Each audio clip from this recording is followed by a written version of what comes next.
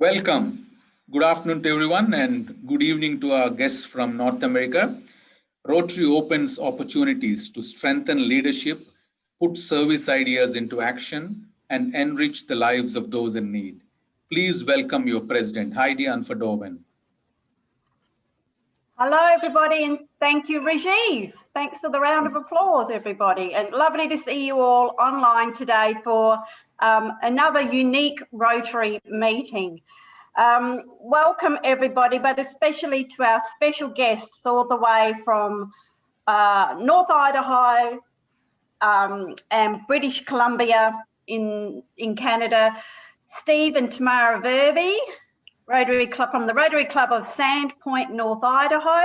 Hi, Steve and Tamara. Sandy Pattano and Jack Riggs from Coeur Rotary Club in Idaho, USA. Dave and Wendy Simpson from Nelson Daybreak Rotary Club, British Columbia, Canada. And Pat and Lora Whalen from Coeur Rotary Club, Idaho, USA as well. Lovely to have you all here, and welcome to all of our Rotary Adelaide members and friends here today. And a special welcome to Dennis Rebeck from the Rotary Club of Eurola, who's there with Dr. Jeff White again. I'm not sure if Josie's online, but hello Josie, who's been joining us as well as a guest.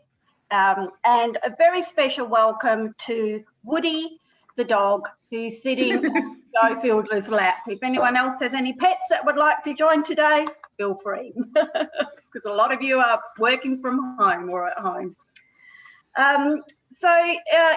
Well, everybody, great that you've been able to join us today. Last week we had a bit of a pause here in South Australia, where we, at our Wednesday meeting last week, it was announced just before the meeting started that we were going into a 6-down total lockdown of the state.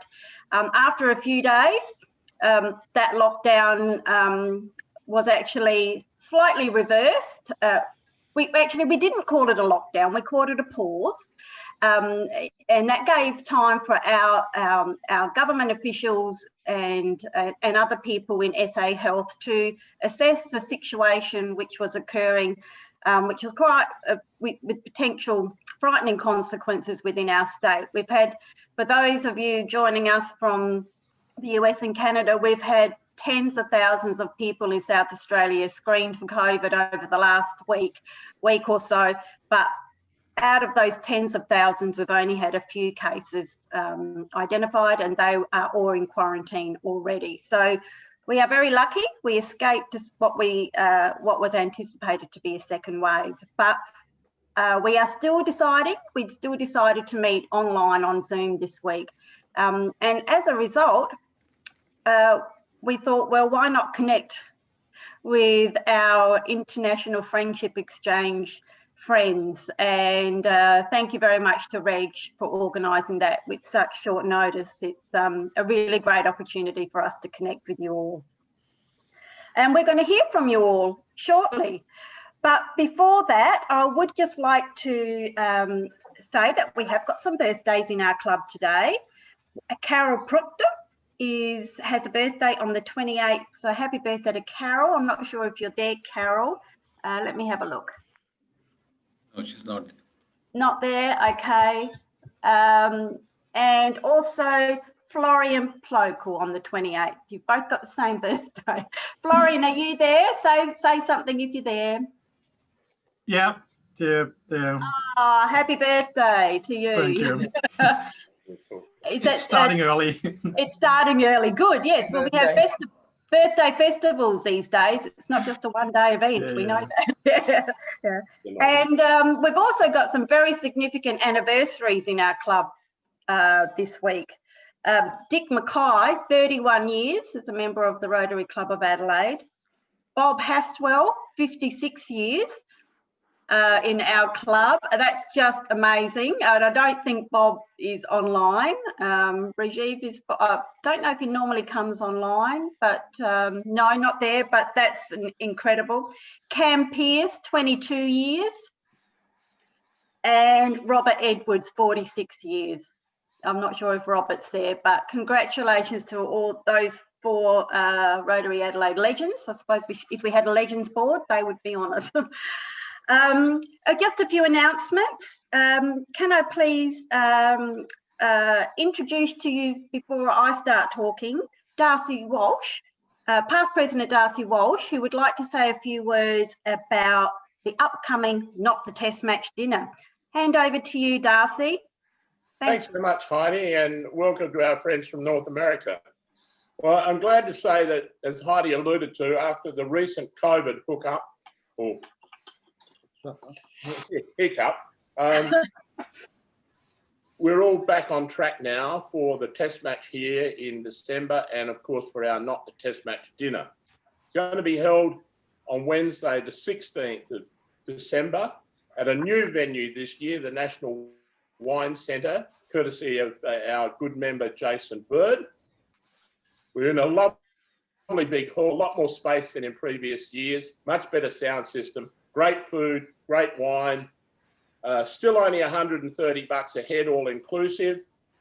And despite all the recent uncertainties because of COVID, we've managed to be able to get a pretty good speaking, very good speaking compliment. We're going to be crossing live to India to interview the Indian legend VVS Laxman. We've got as our guest speaker on the night the internationally renowned author and journalist Gideon Hay, who's also the cricket writer for the Australian. And our MC is the ex-Zimbabwean fast bowler, now nationally acknowledged opera singer, Henry Alonga, who, as well as emceeing the function, is going to sing for us as well.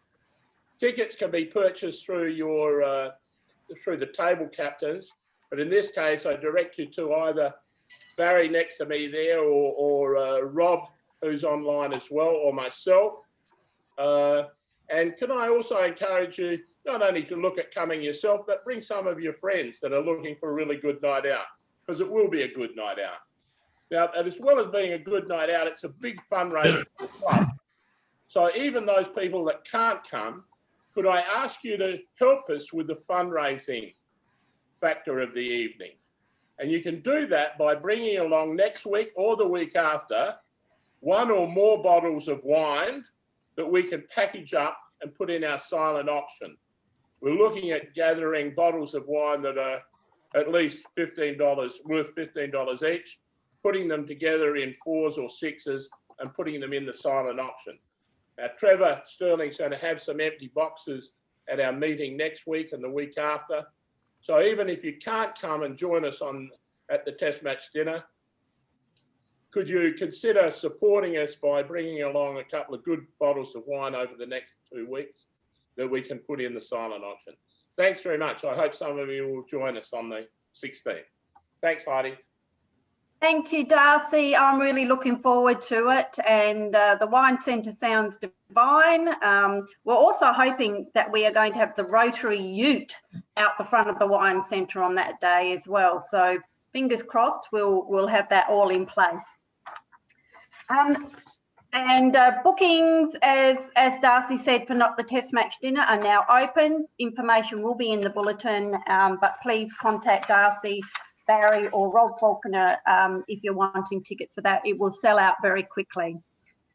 A few other announcements. I would just like to make you all aware that if you aren't already in the know, that the Christmas lunch for our Rotary Club is going to be held on the 9th of December. It initially was scheduled for the 16th, but because Not the Test Match dinner is now happening on that day, we're going to have our Christmas lunch a little bit earlier.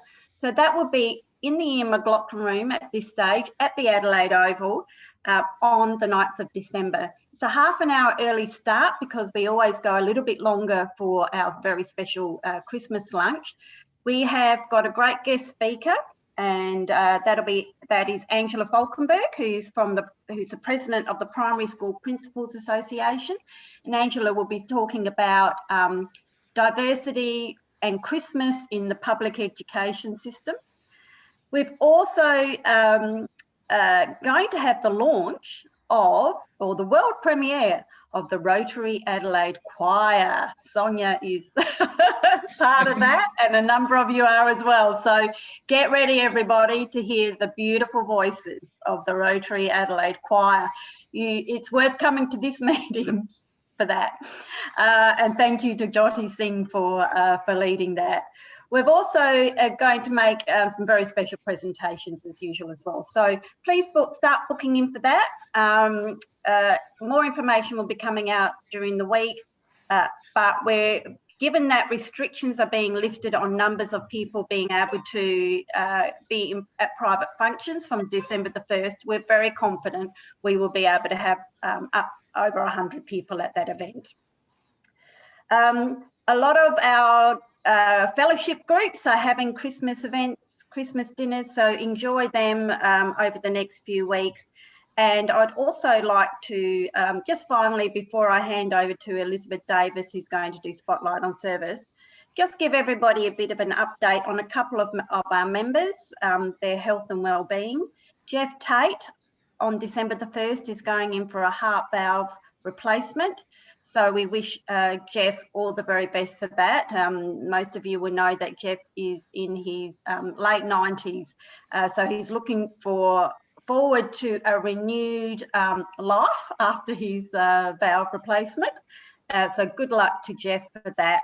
And Elizabeth Clare, a friend of Rotary, former member of the Rotary Club of Adelaide, just to let members know that her husband Peter is very unwell and with cancer, and is not long for this world. She has asked us to. She's okay with us to let people know that. And if you would like to contact her, so her husband Peter, many of you will know. Please just text her. Don't call her at the moment, and we'll keep people informed of what's happening. So we wish Elizabeth and Peter and her family all our love. With that, Elizabeth, are you ready to give our spotlight on service today?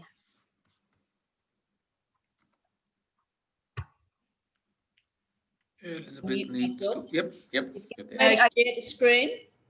Okay, Elizabeth is going to, and this will be really interesting to you, Sandy, Tamara, Steve, Jack, Dave, Wendy, Pat and Lora, because Elizabeth's going to be speaking about some volunteering our members have done recently on Kangaroo Island to help with the bushfire restoration.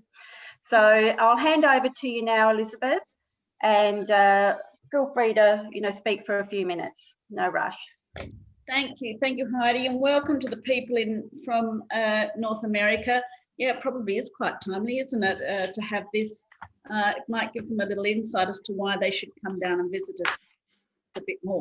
And I'm sure that they probably did visit Kangaroo Island when they were down here, but I'm not sure on that. Just to give you a bit of an update, just to give you an idea, KI had two bushfires in the last decade, one in 2007, and you can see there in red the area that was badly impacted, and it was about 85% of Flinders Chase National Park that was burnt. This year, you can see. Can you share the? Sorry, Elizabeth, we can't see your. It's not shared. Slides. Not yet. You are the co-host, Elizabeth. You can share screen. Yeah, why isn't it sharing? Oh. Click on share screen in the bottom and. That one. Yes, yep, it's working. Good. Thank you. Is that better? All right, back to the other one. Then this, if it will, that was where 2007 was, all the red. And then this year, or late last year, early this year, over January 1, etc., you can see in red just how extensive it was. And I think that the visuals probably give you a very good idea of the impact. And recognising that some of these have been so badly burnt from the severe heat, a lot of it will not come back. So there's a huge amount of work to be done. This is where Blaze Aid set themselves up at Pattano in the football club, which was pretty extensive. And Blaze Aid is one of those organisations that is all volunteers. It was set up by a lady and man who had their farm burnt out about 10 years ago. And so they had something like 10 or 15 blaze aid setups every year. Risk management is key, and there is always at muster every morning at 7 a.m. while you're having breakfast. You can see how everyone goes through all of the protocols, etc. It's like the United Nations. There are students, there are people from the grey nomads and everybody in between who came to help. And a lot of them stayed for many, many months. And as you can see from this one, Blaze Aid are very well set up in terms of equipment, which they roll in. And this is what you're confronted with, just fencing that's just totally burnt out. And you can see the burnt landscape all around you. One of the people involved was in part of the team was David Seaton and a few others that I'll talk about as we go through. And this is the sort of team that goes out. You start about 7:30 and you come in about 4, and you're faced with this beautiful scenery that's been blackened, but you know, new fences are required. And as you can see, Jill was having a little rest. She was doing some really tedious work throughout what we did, but everybody just worked their little backsides off. And you came, and the one thing you see is you get greeted by the farmers in the morning. You do not see them again. And this was one of the benefits of seeing something that came out of it. This little beautiful 3-month dog survived where most of its other puppies didn't, along with its mum and dad survived. The old truck that was right next to their kennels, the rims melted. So you guys will know the degree of heat that's required. This was a CFS volunteer who left the property and came back to find the whole thing in flames. This is what we did. Reg was really good at rolling everything up as a typical farmer, and we had to get all of it off the property and all of the internal fencing so that the farmers could start again. You can see from the yakkers just the difference between the green and the yellow. Everything was burnt all the way through. And of course, this is what we were there to protect, our beautiful tourist dollars. And these are 2 people who were volunteers from Perth. They flew over, brought their bikes and then rode from Adelaide Airport right back down to Pattano. And we had them for dinner one night when they came back, and it was lovely. So Reg and I went back, and this is the difference. In October, you can see how the greenery has recovered, or some of it has recovered, but the work is still to be done. And if you ever want to do twitching all day, I can promise you it is just exhausting. That was what Jill was doing, and I continued on with some of that work. We probably did, each team's probably doing 2 to 3 kilometres a day, either pulling down our fences or putting them up. And then, as Reg and I discovered, we went to one of the CFS volunteers, a game farmer, and this is recovery. This is what recovery looks to him. The family is living in the only shed that survived. All the shearers' quarters, everything had to be redone. And you would have met, many of you would have met our lovely Ian, who oversaw our management. A lot of people have a lot of expertise. Ian has been at the camp since January, a student who came out for 12 months and then of course got caught out here. So what did he do? He came and helped. So this is what recovery looks like. You can see the yakkers and they are just some magnificent ones coming back, and the greenery, but you can also see the devastation still there. Really, really, really little shoots of growth reappearing, some gum trees and eucalyptus, and some of the wildflowers as well. And of course, nature showing us their beauty. Reg and I were very lucky. We had a special visitor at our Pattano hut that we stayed in. His name was Kevin. And Kevin greeted us, and he was just the most magnificent koala. And I think you can't value what you have until you see what people are going through. And these stats probably tell you more than anything. There are over 180 properties registered. They had only completed 68. Fences cleared in excess of 1,000 kilometres. erection of over 700 kilometres, number of volunteers over that period. And Reg and I both believe that volunteer number is probably wrong. We think it's probably more. Days of operation, 7,000.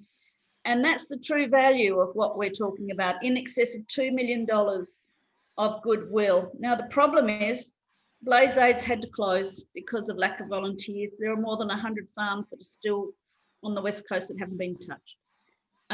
My thanks to all of those people who joined us. We had a great time. A fellowship over some very nice bottles of red was wonderful. And I think Blaze Aid is one of those organisations that we should be looking at. They will be needed again, and it's something we can do. 6 months in, they still need help.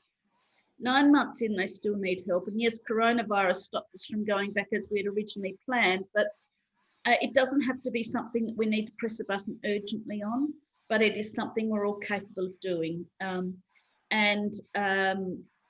It isn't hard work, it's just quite enjoyable and a lot of camaraderie. Most important thing, the most valuable thing is that shaking of the hand at the end of the day by the farmer. You'll never ever get a more grateful thank you than that. It is heartfelt, and you see the value of your work when you look back on their properties. So I would commend that to future boards to consider, because I think that's worth looking at. And of course, that's the beautiful view we had. Reg will probably tell me that's a sunset, but I'm going to say it's a sunrise, but it's probably a sunset. And that is the setting you go to. Great group of people, and I think the service Adelaide Rotary had was very much appreciated, which was reflected in an email I received from the camp volunteers who oversee the whole project. Could go into more, but I think that's enough. Thank you, Heidi. Thank you very much, Elizabeth. That's wonderful, and thank you to Jill and Reg and David Seaton and your friends, the Jenners, I think, Elizabeth, they were, who went over there representing Rotary. I do know, and as you indicated, Blaze Aid has had to pull out, but there is some information which I can get to you about how the Rotary Club of Onkaparinga, I believe, is now stepping in to replace Blaze Aid to support the farmers on KI. So I'll find out a little bit more information about that. Thank you. Now, has anybody got any questions for Elizabeth? Because we have got an opportunity to ask. So if you do, please put your hand up. Silence is golden. Silence is golden. Well done. Okay. Well, with that, I am very happy to introduce our very special guest speakers from North America. I would love you all to introduce yourself when you do speak, but I'll just give a bit of an intro to remind people of how we all met. So in late last year, we received an inquiry from District 5080 expressing interest in a Rotary Friendship Exchange. Following some follow-ups, an exchange between District 5080 and our then District 9500, Rotary Clubs Regency Park, Maitland and Adelaide was established. For those of you who aren't aware, there's a million things in Rotary. It's such a big organisation, and one of the very special things that you can do is get involved in a Rotary International Friendship Exchange. And Reg Hutchinson, who is there online today, led the work with some of the other clubs within our district and in District 5080, which is on the border of Canada and the US, to start their leg of this district exchange. 4 couples were involved, and they are all online with us here today. So I would like to let you all know that while they were here in Adelaide, they were hosted by members of our club. They were Karen and Rob Faulkner, Dave Everett, Brenton and Amanda Wittenbury, and Karen and Rob Faulkner. And it's really lovely that you're all online today so that you can reconnect with your with the couples that you hosted for the day. I was also very fortunate and spent a fair bit of time with them all as well. So I'm going to, we would love to hear from you all. We would love to know, how has COVID impacted on your lives, your businesses, your families, and in particular Rotary over the past 12 months since we all saw you. We have about 20 minutes, which will enable each couple to speak for 5 minutes, if you like, and then we've got time for questions and answers. And I'm sure your host families are very keen to also ask some questions and maybe make some comments. So I don't know where we want to start, but maybe with Steve and Tamara, given you were the team leaders on this Friendship Exchange, perhaps we can start with you. So just need you to unmute. I'm there. Aha, great. Hello. Hello. Hello. And welcome. It's great. It's great to see everyone again. This is wonderful. Yeah, it is great. You all came to one of our meetings. Would have been just over 12 months ago. I know. At Adelaide Oval. Unbelievable. Yeah. Hard to believe that it's just flown by so quickly. Where's that time gone? Yeah. And Reg and Kay, we still think of you, and we relish the time that we've had with you. And it was an amazing experience. We want anyone from your club, if they want to come to North America after COVID is done, to come to one of the most beautiful places in the world, and that is North Idaho and Canada. This is just amazing. I was very interested in your Blaze Aid, because we are kind of on the opposite end of the spectrum. We didn't have forest fires this year, but we have a lot of people here because of COVID who are poor and are not able to do the things that they need to do to make their homes warm. There are a lot of homes, believe it or not, that are entirely dependent upon wood heat here in North Idaho. And so our Rotary Club has gotten a program together to get firewood to those people who are needy as part of a larger group. And it's a Firewood Project. So that's one of the things that we have been doing. We have gone now to, as you have, to all Zoom meetings. For a while, when COVID had reduced, we went to socially distanced meetings, which I did not attend. And there would be 10 to 15 people out of our Rotary Club of 85 in Sandpoint, Idaho, that would attend, but the rest who wanted to attend would attend by way of a Zoom meeting. So it's been quite an experience here for us.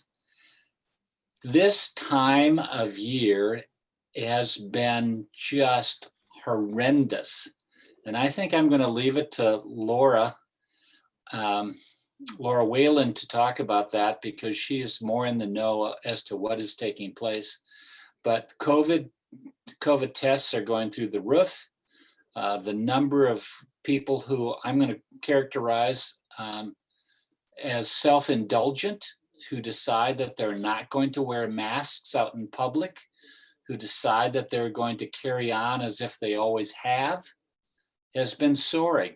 There's a COVID fatigue here in the United States. But from my perspective, it's just been ludicrous. The way the United States has reacted to COVID is abysmal. It is just unbelievable how people cannot think through the process and understand that if we don't do things now, it's going to be even worse. And we're seeing that happen.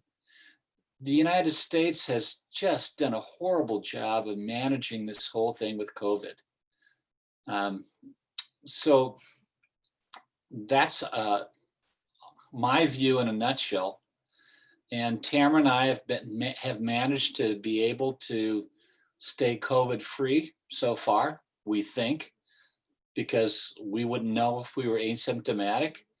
I have undergone now 3 COVID tests. Tamara has undergone 2 COVID tests, or has it been 3, Tamara? 2.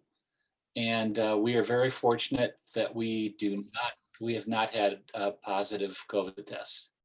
So I am going to turn it over to whoever should be next. I'm going to suggest Lora and Pat, because Laura's far more in the know and she can explain why. You're unmuted. Thank you. Thank you. Britton, hello. And hello to Amanda and to lovely Claire and your other daughter who I can't recall her name. I think Sarah. And I just need to know what flag is up today. Oh, Cambodia, I think. Australia, of course. Cambodia, we like Cambodia. So yes, thank you, Steve, for the introduction. I'm the director of Panhandle Health District, which is a public health district that covers the 5 northern counties in Idaho. So I've been quite involved in COVID ever since we came back from Australia. And it just won't stop. We have a population of about 200 and maybe, I want to say 60,000 in the 5 northern counties. Do you guys hear an echo? Yeah. And we have we have over 8,000 cases. We're seeing over 150 a day. I think the other day we had 246. So certainly our 7-day rolling average is sky high, all in what we call the red, all well above the 30 per 100,000. And these 5 counties, they all have different populations. The county that Steve and Tamara are from is our 2nd largest county. Kootenai County, the county where Jack and Sandy, Pat and I are from, has about 160,000.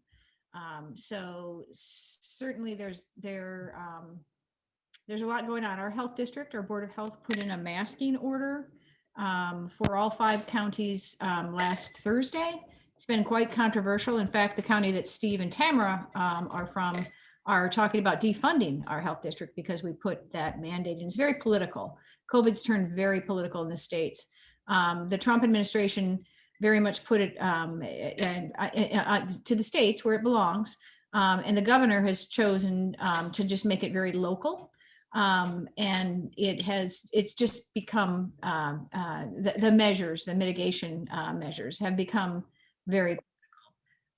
We're the only health district, there's 7 in Idaho, that did do a masking order for all 5 counties. So hopefully that is going to affect our curve a little bit, but we are, I mean, it's like we're soaking in COVID up here. The community transmission is everywhere.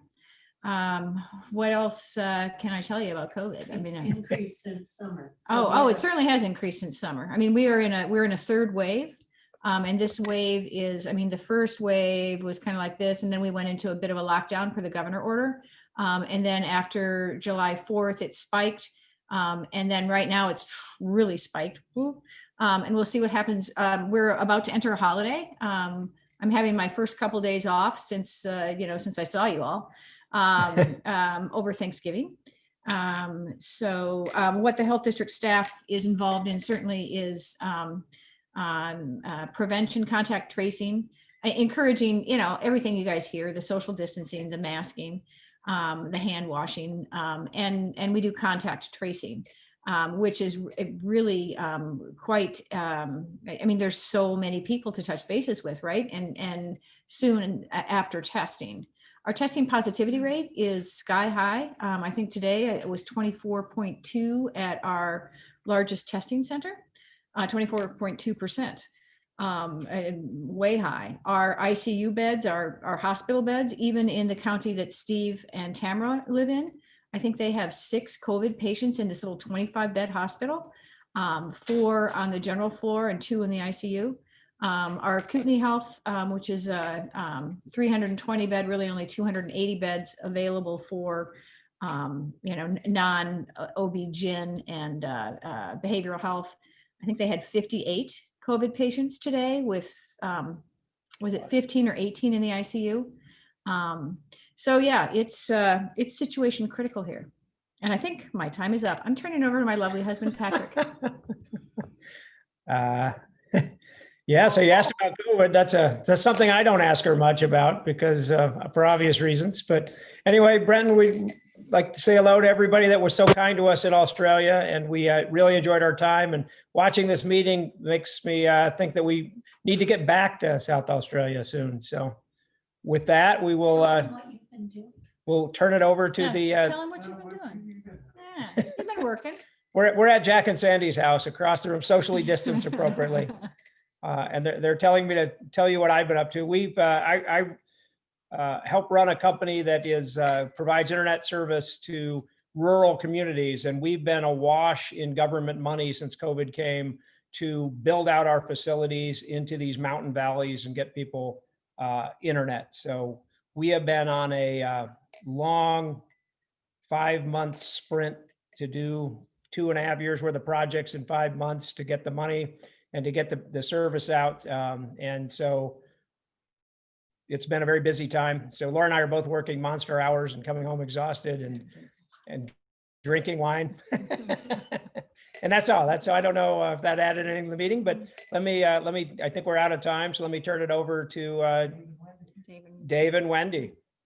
Oh, thank you, Pat and Laura. We're feeling for you.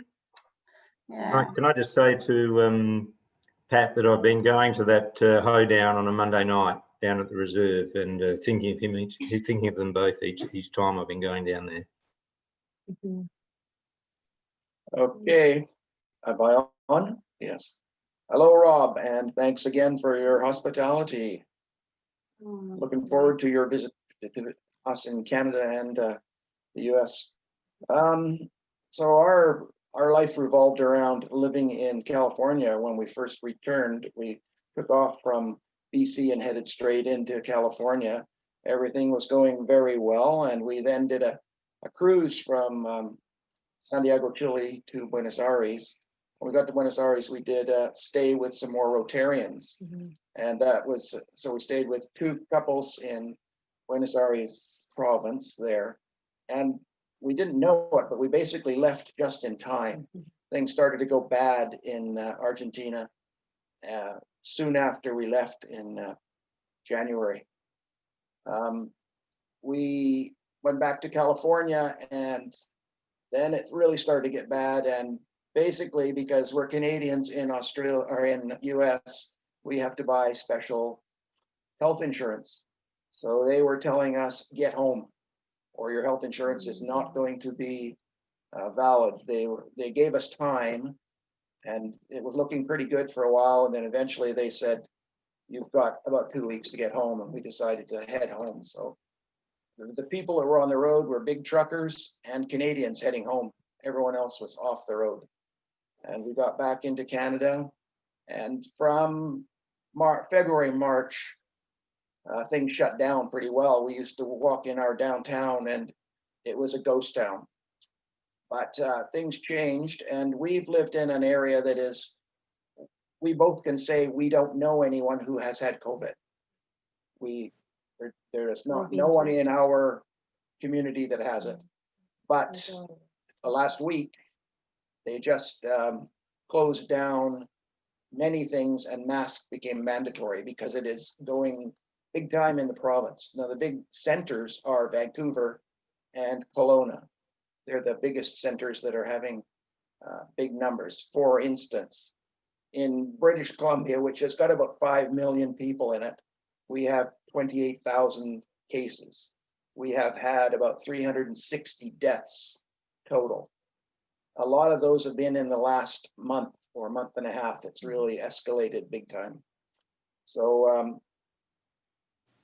for our Rotary Club, we started out doing Zoom meetings when it first came down, and then we changed to hybrid meetings as you do, I think, or some of you do. We were having half of us in the building and half of us Zooming. And then this last meeting, Tuesday, is that today? Today, we got told to be Zoom meeting only again in anticipation that things are going off the deep end. But as I said, we don't know anyone in our community of 10,000 people that has COVID. And projects. So we've got a couple of people who are big sewers, and so they started early on making masks. So we've made, I shouldn't say that, and a couple of other sewers have made 1,200 masks to give away into the community to various organizations, and we're keeping themselves very busy making masks. Yeah, a lot of our fundraisers are put on the shelf for now because we do things like dinners like you're going to have, but it just would not be feasible for us to do it that way. I think that's about it. Any questions? Oh, wow. Yeah. Yeah, I asked before everybody came along whether there was bears floating around the backyard. What's the temperature there, Dave and Wendy? It's -2, did you say? That's right around zero. Around zero. Zero. And the bears, storing the bears? No, about 2 weeks ago, they disappeared. Yeah. We have a carport, not a garage, we have a carport, and I've got videos, which I'll see if I can find, of bear wandering around in our carport, and it is a good sized black bear. And I know we get harassed all the time by the officials, don't have food in there. We had no food. What they were after was lawn fertilizer. So we were eating the lawn fertilizer. And then I had the wildlife person come and tell me I said, what should I do? And he said, well, they're also after fuel. I don't understand it. They're after fuel as well, so. Just a matter of interest today, this is Adelaide, this photo was taken today in our street. Jacarandas, 30 degrees today, but that's. Thanks very much for that. Oh, that's beautiful, Rob. It is, isn't it? Bloody good. Well, It was like that last year. Normally at this time of year, this week, we would arrive in Palm Springs, California, and it would be 80 degrees. Yeah. Not happening this year, so. Oh. The border closed to transportation across mid-March. So you can't go into the States or come from the States here unless you're transport truck or something. So basically the drive across border is not there. No. So there's no California for you this year. No. Not yet, no, not until it changes. David, what's happened with your wonderful ski runs close by you there, up from trail? Yeah, they're still going to operate. They've got rules and regulations about distancing and everything, and I don't think the restaurants are going to be open, but they're still planning on operating. What happened this year with our tourist business, which usually relies on a lot of US and worldwide travelers, was that it did very well. Surprisingly, a lot of British Columbians traveled the province, and they did quite well. So I suspect they're hoping the same for the ski hills. It's a great province. Darcy's been there, hasn't you, Darcy? Yes. Yeah, I was married to a woman for 40 years that came from there. Yeah. Oh. Nelson, the town of Nelson. Thank you, Dave and Wendy. We'll hand over now to Jack and Sandy. Hello there, you two. You go first. Hello, everyone. It's so great to see all of you. And you too, David. I think you've had a big birthday since we saw you last. I have 21st again. Oh, that's it. I thought it was just a few years older than that, but my mistake. And you all seem to have tons of fun with your dance-offs and a variety of challenges. I'll tell you a little bit what we're doing, and I'm kind of curious as to what you have been as well. Last spring, of course, we all met by Zoom for several weeks, and then over the summer months, we gathered in person. And initially, we spread people out at tables, and there were relatively small groups, and I think we eventually reached 100 over the summer. and then people participating via Zoom too for our Rotary meetings. But I think it worked well for us.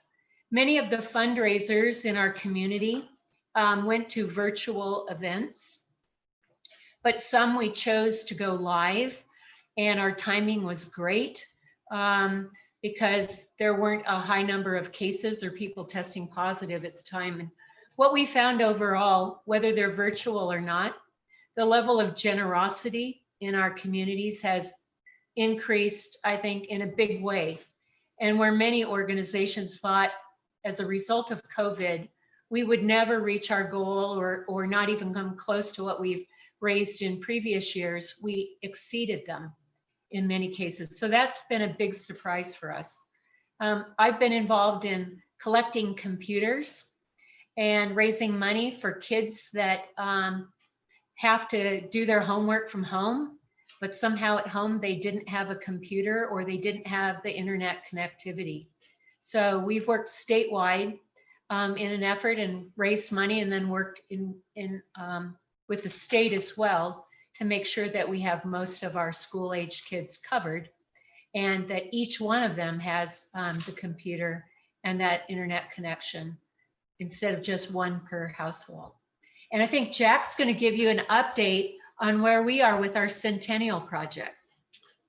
Yeah, thanks, Sandy. Yeah, I will do that. You know, I'm going to make a comment on COVID, and as a doctor, it's like, I would say that obviously COVID is a serious pandemic and something that probably none of us have seen in our lifetime. But I'm also amazed by the flexibility of human beings to react and to figure out different ways to do things. I think overall in our area, especially in the Coeur d'Alene area, some places have been busier than ever. There's clearly impacts, but it's great to be able to gather with you. I mean, however, 8,000 miles away, how many thousand miles? The technology is incredible. And so it's great to see your faces and to be able to remember our visit there so clearly. Like, it's hard to believe that it's been more than a year. So once again, we welcome you. Very briefly, our club, the Coeur d'Alene Downtown Rotary Club, we're going to have our 100-year anniversary next year. And we've been in, and you're all invited. We've endeavored to create a Centennial Project for the community, and we've narrowed it down to 3. It has not been decided which one of the projects will be the Centennial Project, but by the time any of you come and visit, not only will we have decided, but there should be significant work done on the project. One is a museum project, one is a fountain project, and one is a park project in downtown Coeur d'Alene. So clearly, Rotary is strong. Rotary around the world is an amazing organization. I am proud, along with all of you, to be part of it. And I look forward for our Coeur d'Alene Rotary Club for the next 100 years of doing good things for people in our community. So great to be with all of you.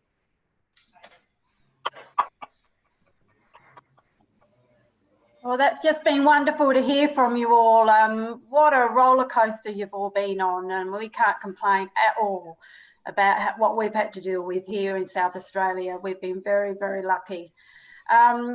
We've got time for some questions, so please just unmute yourself if anybody has any questions. Rajiv, are you able to manage? Yep, Brenton's got a question, yes. Brenton, okay, Brenton Wittenbury. Thanks, Heidi. I was wondering, how can we get involved with the Firewood Project? Is there something we can do to assist there? Steve, I think you raised that one. Well, I don't really think you can, because it's all hands-on work. What takes place is that people go to a certain site where firewood has been collected, and then it has to be cut and then split and then transported by truck, by pickup truck. People own trucks, not transport trucks, down to another site where it's distributed by other people. So that is really kind of you to offer. I can do a little bit more investigation and find out what else is involved, and then get back to you. But right now, I can't think of anything that, I mean, it's not something where people put in money. It's all volunteer effort to use their natural resources, which are so abundant here in terms of fire, in terms of wood, dead wood, to be used to heat homes. Right. But Okay. thank you very much. Heidi, can I add one thing? Yes, sure. I know one of the big impacts of COVID on all 4 of the couples here from North Idaho is that we were really looking forward to hosting Australians from your group up here last summer. That didn't happen, but I'm sure that I speak for all of us when I say you are welcome here anytime. And should you come to North Idaho area, let us know and we will take care of you. Oh, I wish we could all get on a plane tomorrow and come and see you all, but maybe it's time next year. Fingers crossed. Yeah. Heidi. Yeah, Dave. David Egan, yep. David Egan. Yep. Can I just say something? I just wanted to mention and congratulate Reg Hutchinson, because I was the DG when this exchange was organised, and Reg came to me as the DG, and I took a bit of convincing because we were on the way towards merging with the other district, and there's a lot of things going and a lot of personalities. I just want to congratulate him because he pushed it through and he made it happen. And it takes people like Reg to see how wonderful this exchange has been. So congratulations, Reg. Thank you, David. Well, we're very good to say. Thank you so much. We've got another question. Rob Faulkner. Oh, thank you, Rajiv. Jack, you mentioned the 100th projects coming up, the Museum Foundation and Park projects. I mean, you guys are talking about, I remember when up the Barossa, you were talking about at that point in time, there was debate, you know, more than 12 months ago. You still obviously haven't made a decision. When you've, because we're going through our process now, we're celebrating ours in a few years' time, so we're at the very early stages, but in terms of deciding projects, how did you go about it with your members, and did you ask for submissions and then get them, and how will you decide? Member vote, member majority? How are you going to decide? Yeah, actually what we did, we created a committee of past presidents of the club. So it was a group of about 20 past presidents, and they took submissions, and I believe there were about 15 ideas, and then that committee narrowed it down to 3. Those 3 then were moved forward to the club for presentations to club members, and the club members are actually, and we're in the middle of it right now, the club members were given the opportunity individually to vote for which of the 3 projects they like the most. And we will know next Tuesday, because we're in the middle of it. We had a 2.5-week voting period, which we're in the middle of. And so next Tuesday, we'll know the results of which one project will be the Centennial Project. And people are voting online. Online. Yeah, thanks, Jack, for outlining that, because it'd be we have to go through the same process, or a process. Thanks for that. I remember you were right behind us. Yeah. Well, and I was on the committee that reviewed the initial applications, as was Pat. And some of them, you know, just weren't well thought out. Others were very detailed. And obviously, the more detailed they are, you know, the more that people can visualize what they might look like and whether they would be a suitable project for our club. Yeah, right. And the one thing I would add is, and I think it was a good decision to say that for the committee to narrow it to 3, let the 3 present to the club membership, and then let the club membership actually vote. So we hope to get good buy-in from the club membership, not just the board or not just a president's committee, of which project the club would like, you know, for the next 100 years. Rotary Friendship. Those 3 submitters, are they all still friends? And I think everybody's still friends.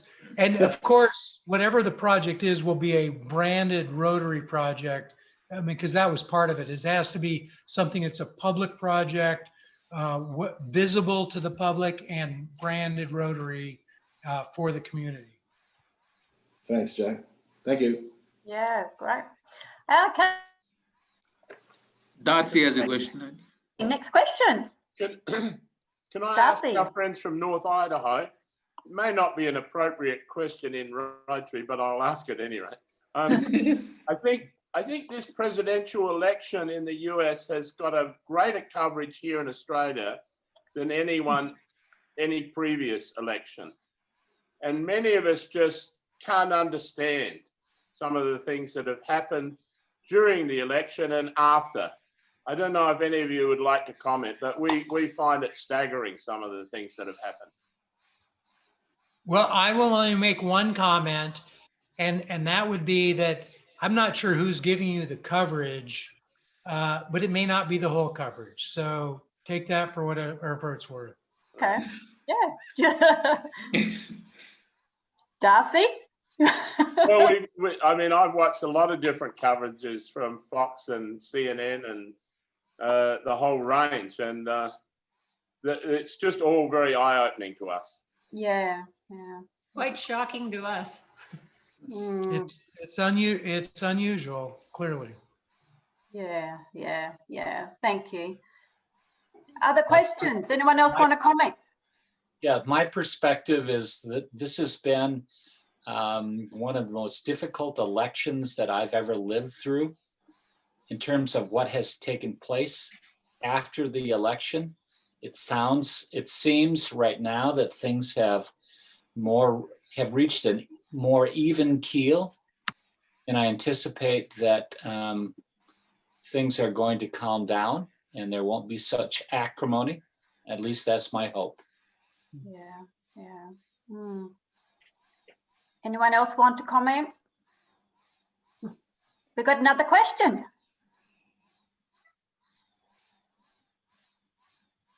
Any other questions at the moment? I can't see.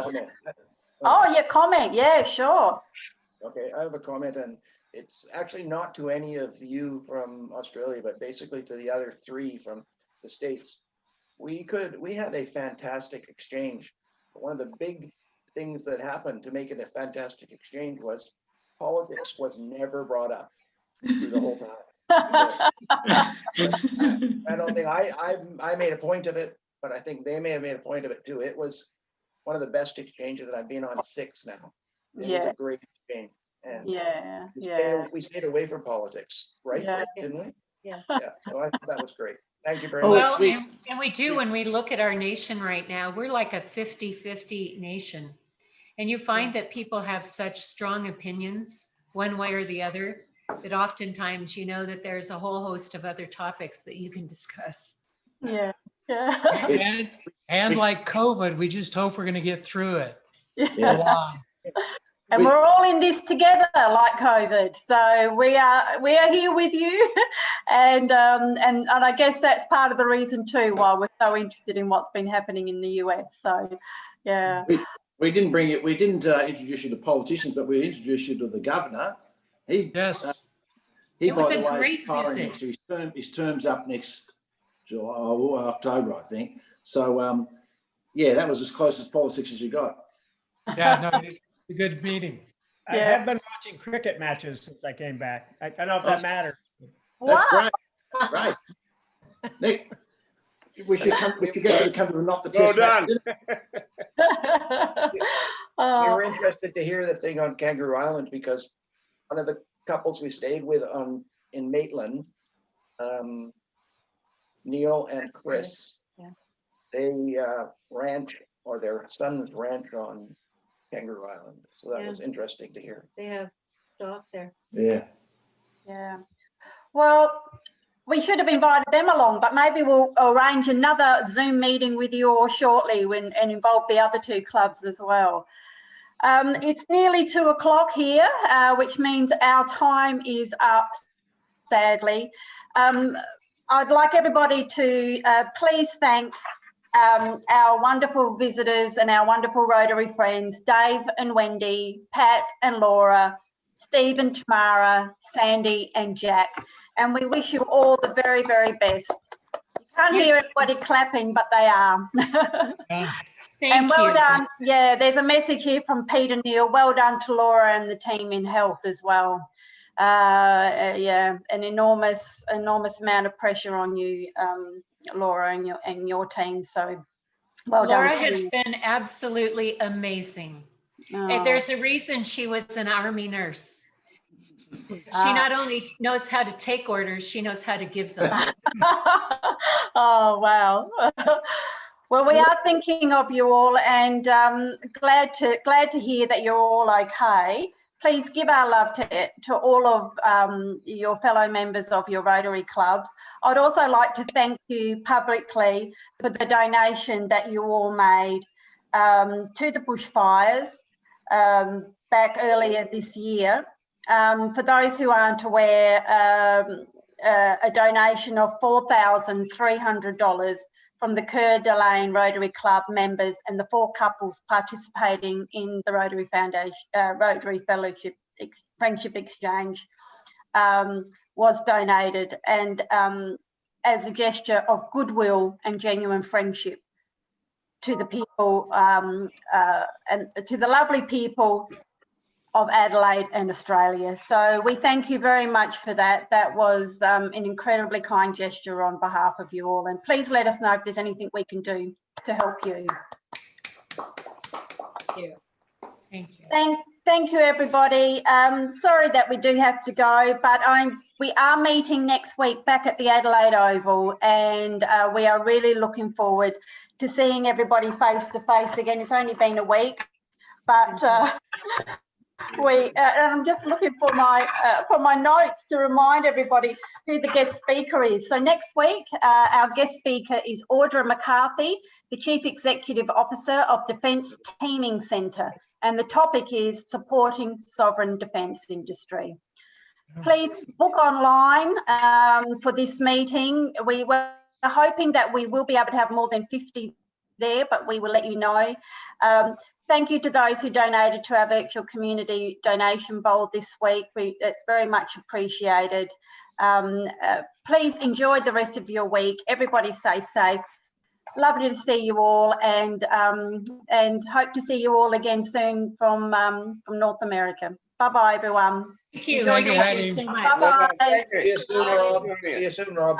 Love Yes, you all. see you, Wendy, and everybody.